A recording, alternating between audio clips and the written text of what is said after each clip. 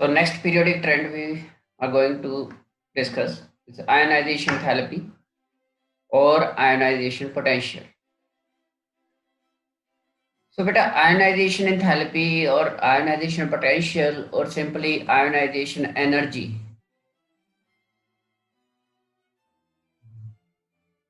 These are all uh, are the one term single term में ये सारे के सारे आयनाइजेशन एंथैल्पी कह लो या पोटेंशियल कह लो या फिर एनर्जी कह लो, एक ही है सारा.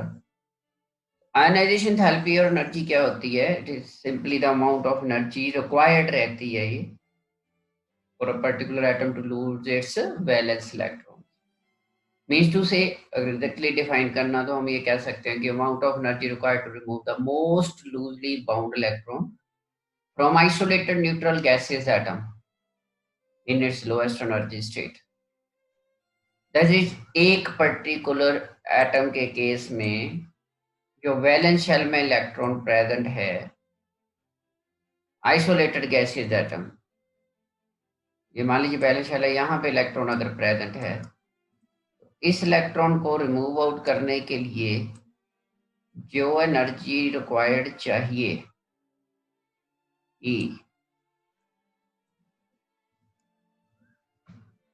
वो आयोनाइजेशन एंथैल्पी और आयोनाइजेशन एनर्जी कहलाती है फॉर दैट पर्टिकुलर एटम,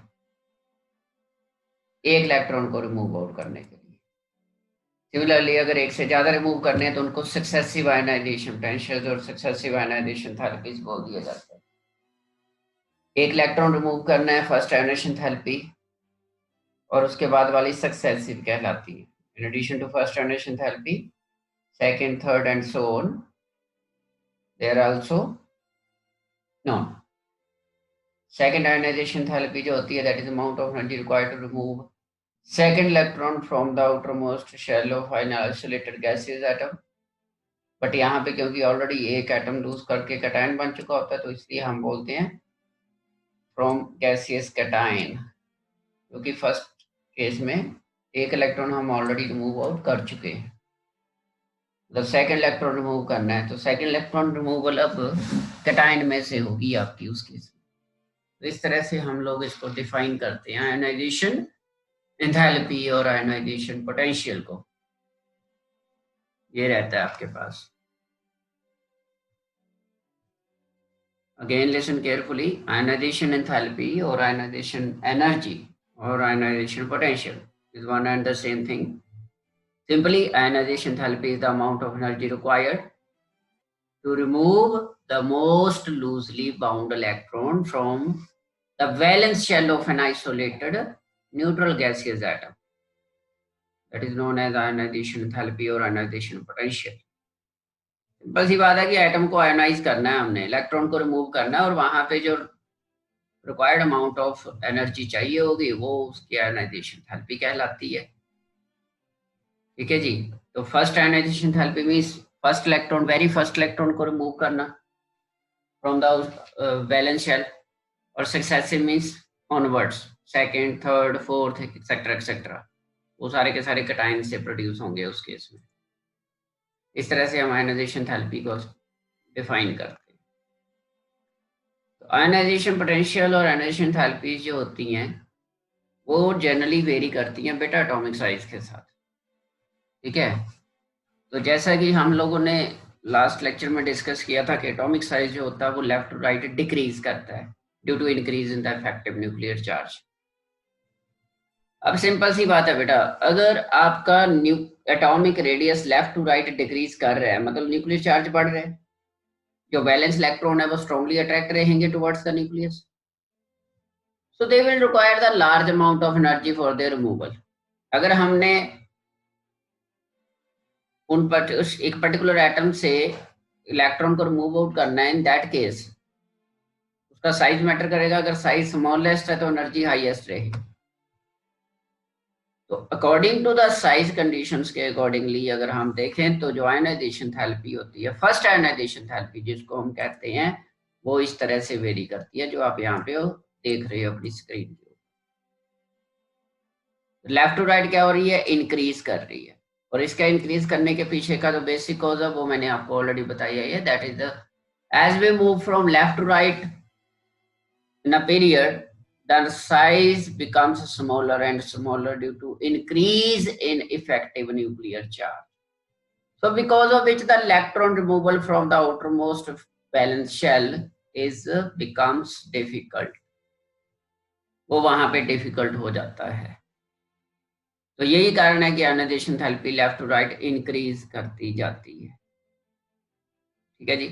कुछ एक्सेप्शंस वहां पे प्रेजेंट रहती हैं, जैसे आप यहाँ पे देख सकते हो ये वाला केस, दिस वन, ये एक्चुअल में ग्रुप नंबर 15 और 16 की है।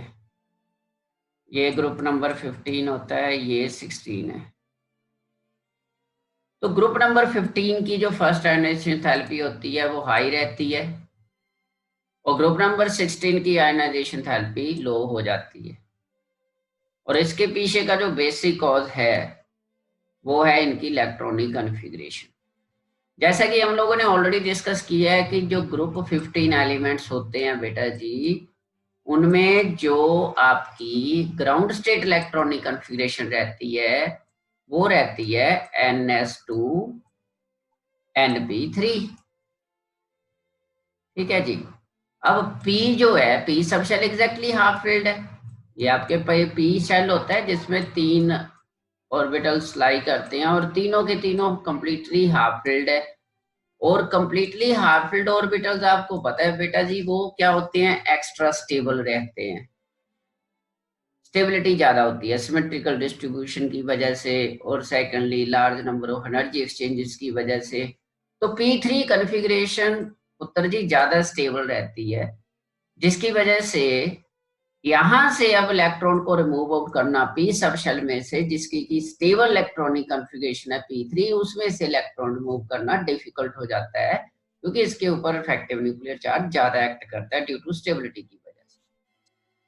लेकिन ग्रुप 16 की अगर बात करें तो ग्रुप 16 की जो बेटा आपकी इलेक्ट्रॉनिक कॉन्फ़िगरेशन रहती है वो आपके पास रहती है NS2 NP4। सिंपल सी बात है। अब P4 कॉन्फ़िगरेशन आपको पता है कि वो अनस्टेबल रहती है। क्यों अनस्टेबल रहती है? क्योंकि सिमेट्री नहीं है। ये इस तरह से ये फोर्थ इलेक्ट्रॉन एंटर कर गया, इलेक्ट्रॉनिक कॉन्फ़िगरेशन क्या हो गई, अनसिमेट्रिकल हो गई, और एनर्जी एक्सचेंजेस भी कम हो गए, स्टेबिलिटी डिक्रीज कर गई, effective nuclear charge little bit decrease कर जाएगा, और इफेक्टिव न्यूक्लियर चार्ज डिक्रीज करने से अल्टीमेटली क्या होगा, आयोनाइजेशन एंथैल्पी डिक्रीज कर जाएगी। सो ये बेटा एक एबनॉर्मल बिहेवियर रहता है, इसको आपने थोरोली नोट कर लेना है। ये एबनॉर्मल बिहेवियर जो यहाँ पे ऑब्जर्व हो रहा है ये किस वजह से हो रहा है, स्टेबल इलेक्ट्रॉनिक कॉन्फ़िगरेशन की वजह से बेटा, स्टेबल इलेक्ट्रॉनिक कॉन्फ़िगरेशन। ठीक है जी। सिमिलरली आप ग्रुप 1 एंड ग्रुप 2 में भी देख सकते हो, ये वाला केस में भी हम लोग इसी तरह से डिटरमिन करते हैं। ठीक है। जो ग्रुप 2 की फर्स्ट आयोनाइजेशन एंथैल्पी होती है ग्रुप 2 की, वो ज्यादा रहती है एल्केलाइन अर्थ मेटल्स की। लेकिन इधर ग्रुप 13 की आप बात करें, ये देख रहे हो ये वाला ग्रीन वाला जो है, इनको आप ऑब्जर्व कर सकते हो। तो इसकी ग्रुप 2 की ज्यादा रहती है, ग्रुप 13 की कम हो जाती है। अगेन रीजन सेम, क्योंकि ग्रुप 2 की इलेक्ट्रॉनिक कॉन्फ़िगरेशन बेटा जी NS2 होती है जो एक्स्ट्रा स्टेबल है, क्योंकि एस सब शेल कंप्लीटली फिल्ड हो गया वहां पे। लेकिन अगर ग्रुप नंबर 13 की बात करें तो यहाँ पे होती है NS2 और NP1।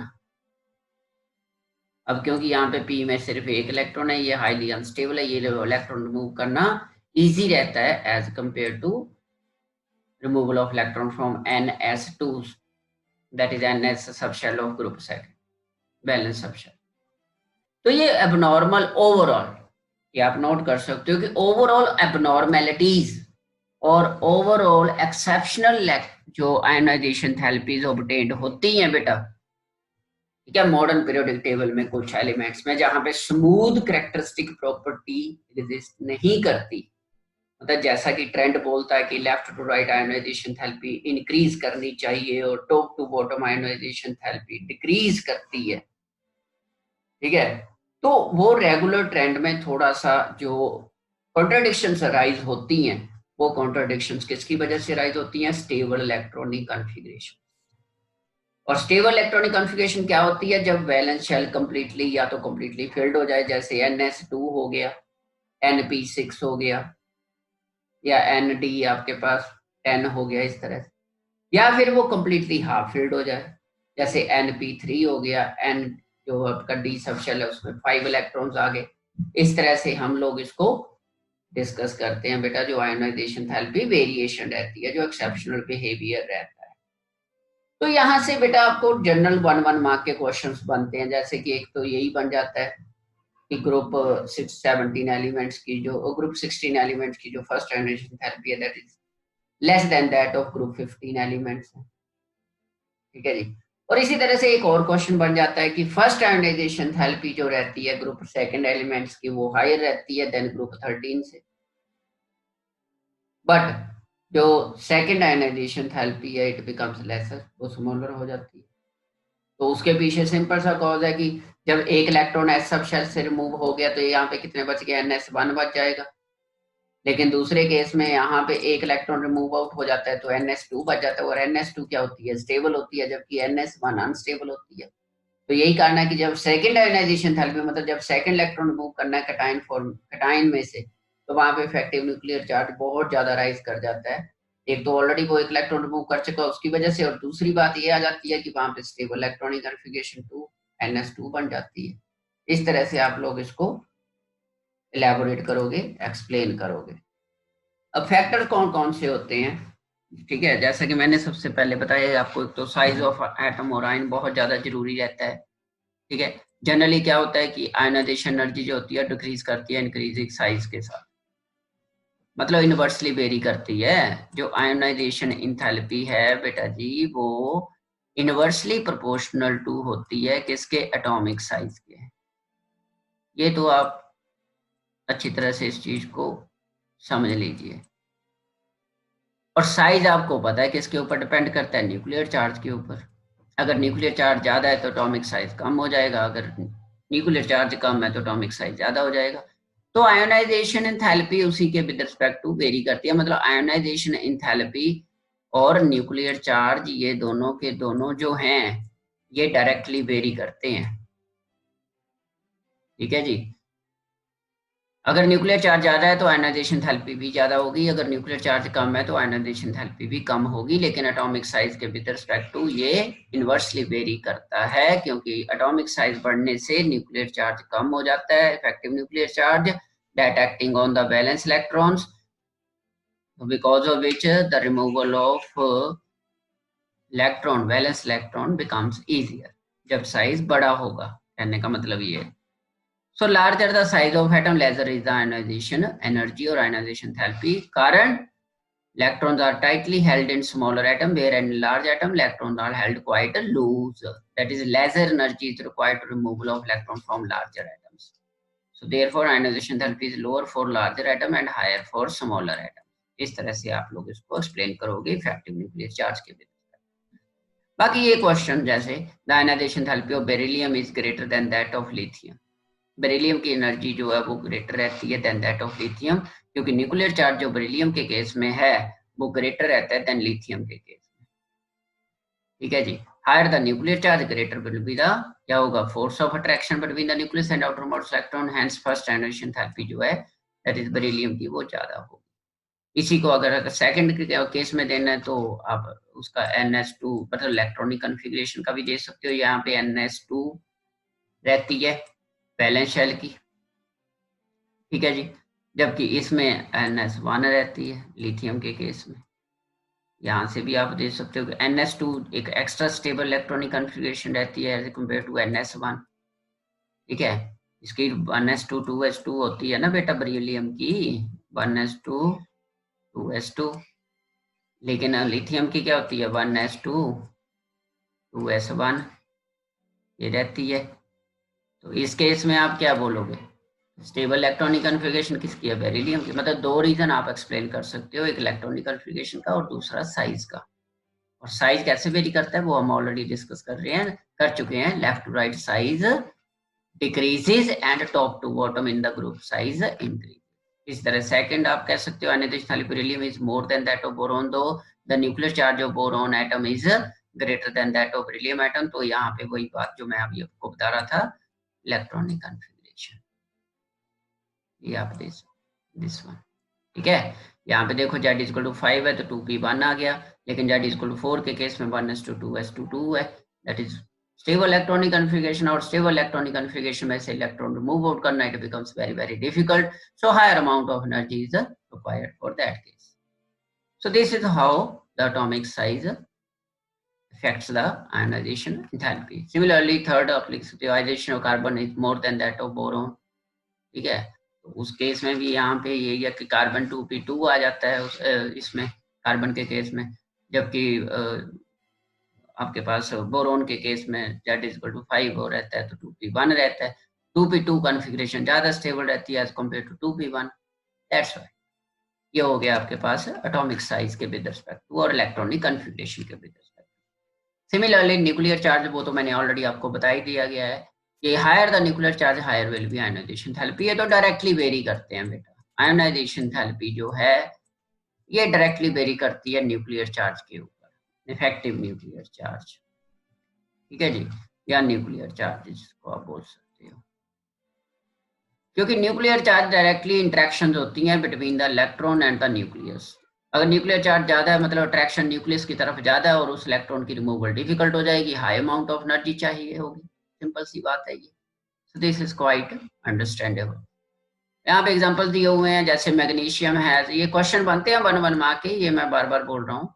Magnesium has higher nuclear charge as compare to that of sodium, ठीक है जी। Hence ionization enthalpy of magnesium is higher as compared to that of sodium. Ionization enthalpy of fluorine is more than that of oxygen, ठीक है। Electronic configuration and nuclear charge दोनों cases के with respect to हम लोग explain कर सकते हैं। तो फ्लोरीन के केस में ज्यादा न्यूक्लियर चार्ज रहता है, so that means nucleus of fluorine will attract outer 2p electron more formally than oxygen, इसलिए first ionization enthalpy fluorine would be more than that of oxygen. इस तरह से बेटा ये वेरिएशंस करती हैं, इनको आपने अच्छी तरह से एक बार दोबारा से रिवाइज कर लेना सारा। Similarly number of electron in the inner shell, यहाँ पे this is also one of the very very important topic, screening और शील्डिंग। देखिए स्क्रीनिंग और शील्डिंग इफेक्ट के केस में जितना ज्यादा शील्डिंग इफेक्ट होगा, शील्डिंग इफेक्ट जानते हो ना, न्यूक्लियस और वैलेंस इलेक्ट्रॉन के बीच में एक प्रोटेक्टिव जो शील्ड है वो जनरेट कर देते हैं। कौन करते हैं? जो इनर शेल वाले इलेक्ट्रॉन्स होते हैं। और जितनी स्ट्रॉन्ग ये शील्ड रहेगी, जो बैलेंस इलेक्ट्रॉन्स हैं उनकी अट्रैक्शन टुवर्ड्स द न्यूक्लियस उतनी कम होती जाएगी, क्योंकि न्यूक्लियर चार्ज एक्ट नहीं करेगा। Effective nuclear charge on those electron becomes less due to increase in the shielding effect, इस शील्डिंग की वजह से। अब ये शील्डिंग कैसे होती है, कौन स्ट्रॉन्गर प्रोड्यूस करता है? वो करता है इस तरह से वेरी करती है, S greater than P greater than D greater than F। S electron सबसे स्ट्रॉन्ग शील्डिंग प्रोड्यूस करते हैं एंड देन P आ जाते हैं, और D एंड F जो होते हैं ये पुअर करते हैं। याद रखना है D एंड F इलेक्ट्रॉन जो होते हैं, क्योंकि इनका साइज बहुत ज्यादा बड़ा होता है D सबशेल और F सबशेल का, तो यहाँ पे जो इलेक्ट्रॉन प्रेजेंट रहते हैं वो इतनी ज्यादा शील्ड नहीं कर पाते, प्रोटेक्ट नहीं कर पाते, तो जिसकी वजह से न्यूक्लियर चार्ज जो है वो एक तरह से एक्ट करता है ऑन द वैलेंस इलेक्ट्रॉन। लेकिन अगर इनर शेल्स में S और P इलेक्ट्रॉन प्रेजेंट है तो वहां पे न्यूक्लियर चार्ज कम एक्ट करेगा ऑन द वैलेंस इलेक्ट्रॉन। क्यों? क्योंकि ये जो S सबशेल और P सबशेल के इलेक्ट्रॉन होते हैं, इनका साइज होता है, S सबशेल का साइज और P सबशेल का साइज कंपैरेटिवली स्मॉल होता है, ठीक है। इलेक्ट्रॉन ज्यादा लाई करते हैं, तो वहां पे फिर एक प्रोटेक्टिव शील्ड जनरेट हो जाती है between the nucleus and outermost electron. मतलब आप दूसरी लैंग्वेज में ये भी बोल सकते हो इजी आसान से शब्दों में कि जो S एंड P सबशेल होते हैं ये स्ट्रांगली अट्रैक्ट रहते हैं, स्पेशली S सबशेल जो रहता है, it has the tendency to found always near the nucleus, ये हमेशा नियर द न्यूक्लियस ही एग्जिस्ट करता है, चाहे वो कोई सा भी S है, 1s 2s 3s कोई सा भी है। तो सबसे ज्यादा शील्डिंग इफेक्ट एस ही प्रोड्यूस करेगा, और जहां पे एस सब शेल आ गया इट मींस टू से उस केस में जो बैलेंस शेल होगा उसमें से इलेक्ट्रॉन मूव करने इजी रहेंगे, क्योंकि शील्डिंग और स्क्रीनिंग इफेक्ट स्ट्रॉन्ग हो गया उस केस में। तो आप ये बोल सकते हो कि जो आयोनाइजेशन बेटा जी, आयोनाइजेशन एंथैल्पी जो है वो शील्डिंग इफेक्ट के इनवर्सली प्रोपोर्शनल में ही करती है। अगर शील्डिंग इफेक्ट ज्यादा है तो आयोनाइजेशन थैलेपी कम हो जाएगी, अगर शील्डिंग इफेक्ट कम है तो आयोनाइजेशन थैलेपी ज्यादा हो जाएगी। लॉजिकल है। शील्डिंग इफेक्ट ज्यादा होने का मतलब है जो इफेक्टिव न्यूक्लियर चार्ज एक्ट करना चाहिए वैलेंस इलेक्ट्रॉन्स के ऊपर वो ज्यादा नहीं एक्ट करेगा, बैलेंस इलेक्ट्रॉन एक तरह से फ्री रहेंगे, रिमूवल इजी रहेगी। So that's why higher the shielding effect, lower will be the ionization therapy. लेकिन अगर shielding effect less है, ठीक है जी, तो उस केस में क्या होगा, लेस शील्डिंग इफेक्ट है मतलब न्यूक्लियर चार्ज वैलेंस इलेक्ट्रॉन के ऊपर ज्यादा एक्ट करेगा उस केस में, तो ज्यादा एक्ट करेगा मतलब न्यूक्लियर अट्रैक्शन ज्यादा हो जाएंगी, उस इलेक्ट्रॉन को रिमूव करना वाटर मोलेक्यूल से डिफिकल्ट हो जाएगा, तो आयोनाइजेशन थेरेपी बढ़ जाएगी उस केस में। तो इस तरह से आप लोग शील्डिंग इफेक्ट को एक्सप्लेन करोगे। This is very very important, very very important है ये, इसको अच्छी तरह से आप लोगों ने दोबारा से रिवाइज करना है। This is very very important. So attractive force exerted by the nucleus on the most loosely bound electron is at least partially counterbalanced by the repulsive force exerted by the electrons. ये जो shielding effect होता है actual में क्या inter electronic repulsion होती है बेटा, simple सी बात है। जो इनर शेल में इलेक्ट्रॉन है वो वैलेंस शेल के इलेक्ट्रॉन को रिपेल करते हैं, ठीक है जी, जिसकी वजह से जो इफेक्ट पड़ता है वो न्यूक्लियर चार्ज के ऊपर इफेक्ट पड़ता है। उसके पर न्यूक्लियर चार्ज की जो टेंडेंसी है to act on the valence electron वो लिटिल बिट डिक्रीज कर जाती है जितनी ज्यादा रिपल्शन होगी, और रिपल्शन होने का मतलब है कि शील्डिंग इफेक्ट ज्यादा क्रिएट हो जाना उस केस में। So electron to be removed thus shielded from the nucleus by the electrons in the inner shells, thus the electron in the valence shell experience less attraction, so hence ionization enthalpy will be low हो जाएगी। So this is the case. Next आता है effect of shape of orbiter. तो ये भी almost यही है जो मैंने अभी आपको बताया ही है कि शेप, अब मैं बोल रहा था यहाँ पे पिछले स्टेप में कि ऐसे सबसे ज्यादा स्ट्रॉन्गेस्ट क्या करते हैं, स्ट्रॉन्गेस्ट शील्डिंग इफेक्ट प्रोड्यूस करते हैं जो ऐसे सबशेल वाले इलेक्ट्रॉन्स होते हैं, ठीक है। कारण क्या है, क्योंकि बेटा जी कारण ये है कि ऐसा सबशेल स्फेरिकल शेप का होता है, डिस्क शेप होती है ये, इसने न्यूक्लियस को चारों तरफ से घेरा होता है, कोई पोजीशन तो रहती नहीं है इसकी वैकेंट डिस्क जहां से न्यूक्लियर जो है अपना इन्फ्लुएंस डाल सके, न्यूक्लियस अपना इन्फ्लुएंस डाल सके वैलेंस इलेक्ट्रॉन्स के ऊपर। जैसे अगर मैं शो करना चाहूँ तो मान लीजिए ये न्यूक्लियस है तो ऐसे इलेक्ट्रॉन ऐसे आते हैं, ऐसे चारों तरफ से घेरा बना के खड़े हैं न्यूक्लियस के इर्द गिर्द, ठीक है। हो जा अट्रैक्ट किसके साथ होना है, पॉसिबल ही नहीं रहता उस केस में। अब जो इलेक्ट्रॉन इनर शेल में प्रेजेंट हैं, यहाँ पे जो इलेक्ट्रॉन प्रेजेंट है ये क्या कर रहे हैं, न्यूक्लियस को, मान लीजिए आपका इलेक्ट्रॉन जो रिमूव करना है वो यहाँ पे है, ठीक है। अब ये ऐसे सब शेल है सारे का सारा ऐसे है, तो ये क्या करेगा, न्यूक्लियस को शील्ड कर देगा, ठीक है जी। न्यूक्लियस की अट्रैक्शन जो वैलेंस इलेक्ट्रॉन के ऊपर है उसको कट ऑफ कर देगा एक तरह से, शेप का ये इफेक्ट पड़ता है।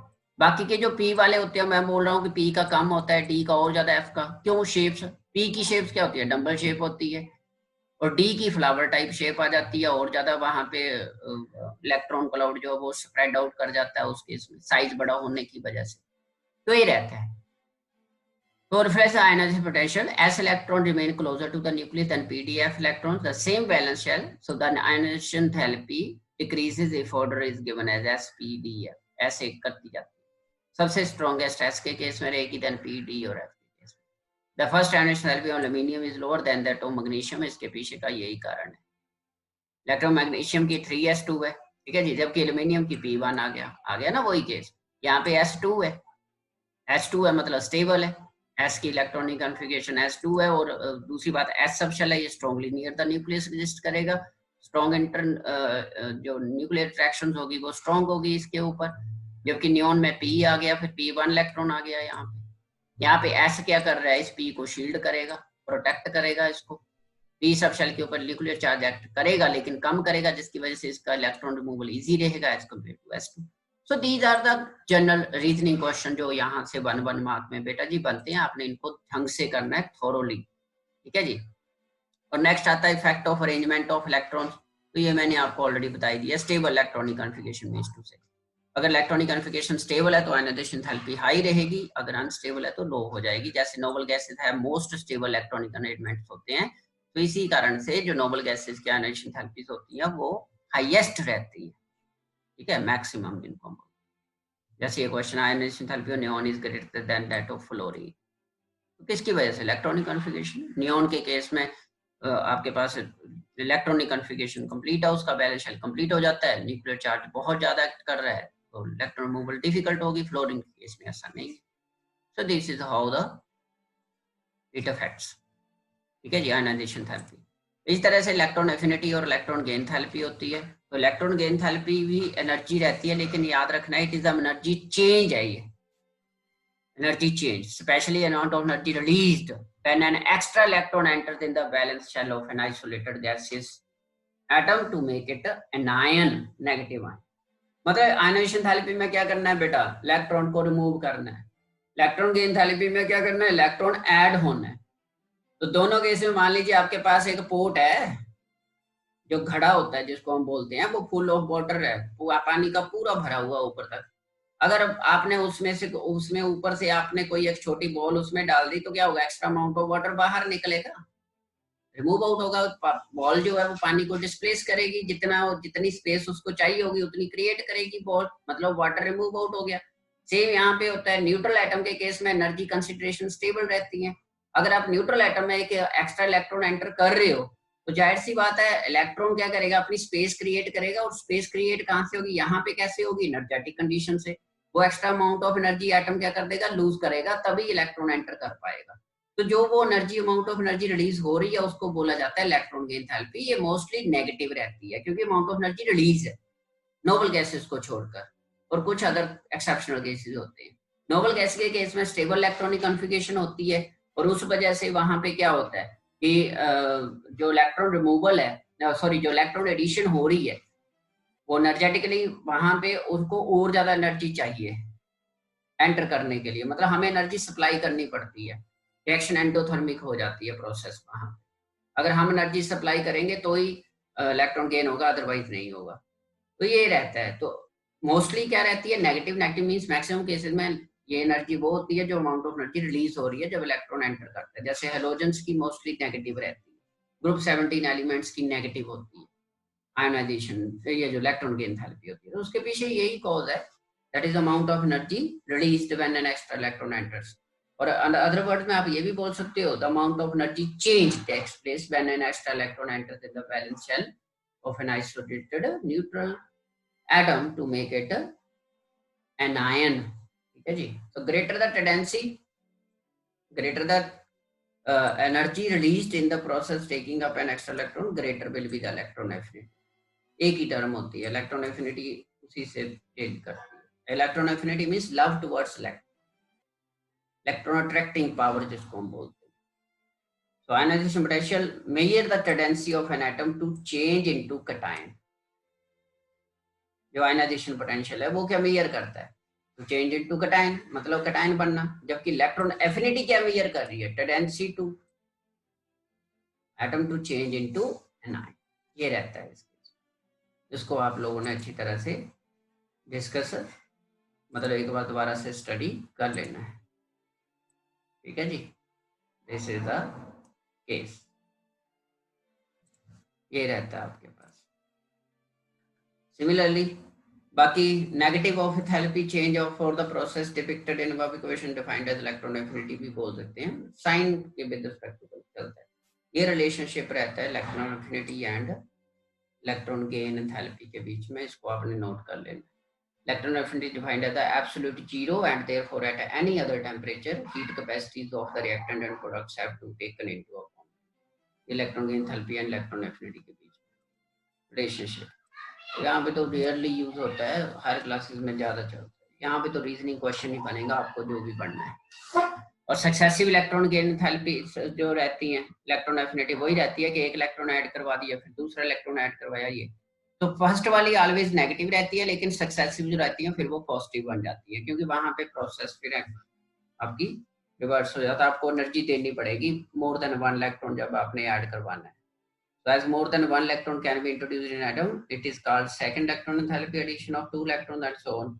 फर्स्ट इलेक्ट्रॉन जो होगी आपके पास, ठीक है जी, फर्स्ट इलेक्ट्रॉन एफिनिटी जो है एक्टिव नॉन मेटल के इसमें पॉजिटिव रहती है, लेकिन सेकंड वाली और उसके फर्दर जो होती है वो नेगेटिव हो जाती है। जैसे एग्जांपल दी हुई है आप लोगों ने यहाँ पे, इसको अच्छी तरह से आप लोगों ने एक बार पूरे को स्टडी कर लेना है। बाकी अलोंग अ पीरियड की अगर बात करते हैं तो लेफ्ट टू राइट जब चलते हैं तो negative more and more negative होती जाती है, टॉप टू बॉटम चलते हैं तो लेस एंड लेस नेगेटिव और इवन पॉजिटिव भी हो सकती है।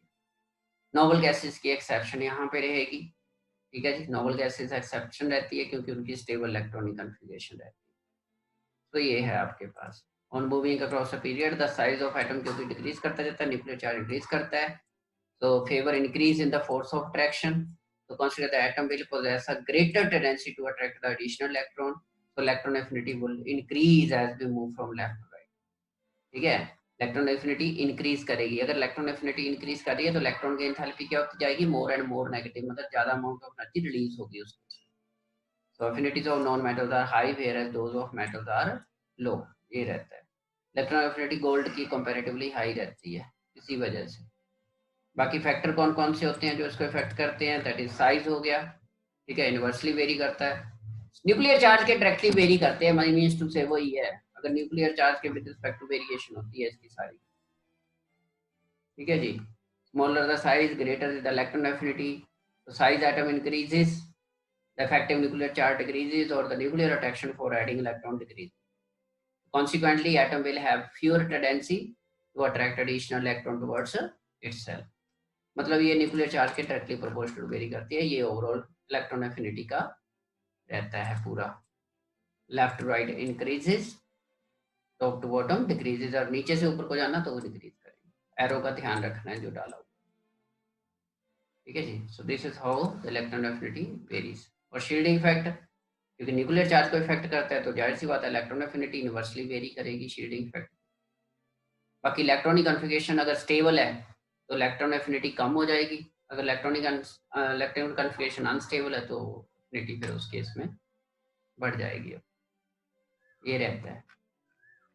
तो यहाँ तक आप लोगों ने इसको कर लेना है, इलेक्ट्रॉन एफिनिटी तक, ये आपको नोट्स मिल जाएंगे। इलेक्ट्रॉन एक्टिविटी कल डिस्कस करेंगे, आज इतना ही एनफ है, काफ़ी हो जाएगा ये, इसको डिटेल में आप लोगों ने स्टडी करना है नेक्स्ट लेक्चर।